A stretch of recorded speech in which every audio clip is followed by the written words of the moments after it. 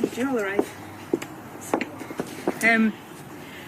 Thank you for coming along again today. Obviously, today is a day of mixed emotions for me, but I was advised earlier today that after a very thorough investigation of all of the evidence, there will be no action taken against me.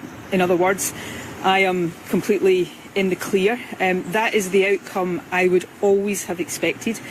As I have said to all of you many times, I have done nothing wrong, so I was confident of reaching this point and getting to this outcome, but obviously it is a relief now to have that confirmed.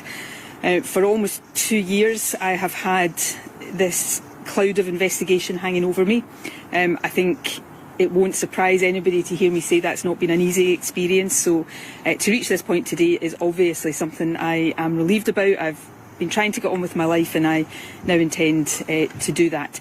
Obviously I know you're all here doing your jobs. I respect your need and ability to do your jobs. I would ask you though, after I leave in my car, not to get in my way of driving out my driveway, but also if you could maybe leave my home. You'll get no more news from here today, so for the sake of my neighbours, if you could perhaps go and do your job somewhere else, I would be hugely grateful for that. Do you have any concerns about how long this has been going on? You've been under this investigation for years. Connor, it is an ongoing process, so I'm going to be very, very limited in what I say for reasons that you will understand.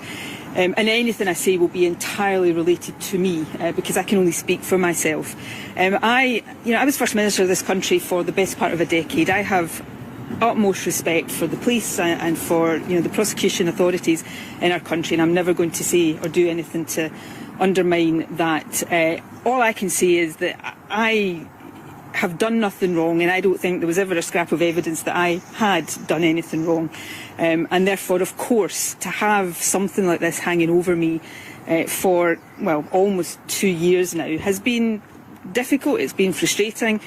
And I don't think I'm saying anything there that people would be surprised to hear. Do you think it's been political, though?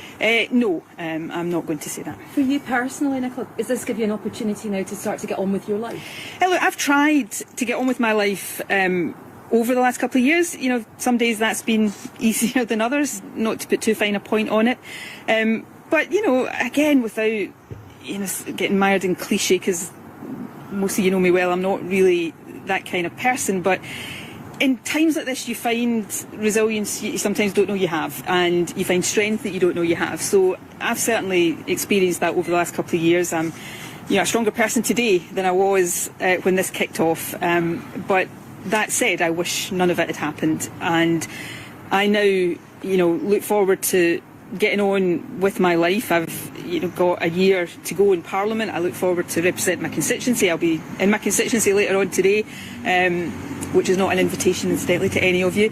And I've got exciting things coming up, not least my book that I'm looking forward to publishing. Do you feel this has damaged your legacy at all? No. As a First Minister that was extremely successful, extremely popular, and then to have had this... I think the last couple of years have also given me quite a lot of perspective. I think, time has a funny way of making things right. I'm proud of my legacy as First Minister. I'm looking forward to getting on and talking about that in the months to come.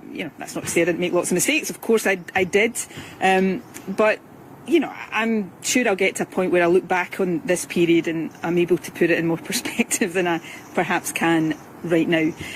Look, the other thing I would just stress, and you all know this is an ongoing process, and that's obviously difficult for me too, so I'm not going to have a running commentary on this. I'm not going to say any more. Just quickly, now looking forward to when the investigation was dropped against you.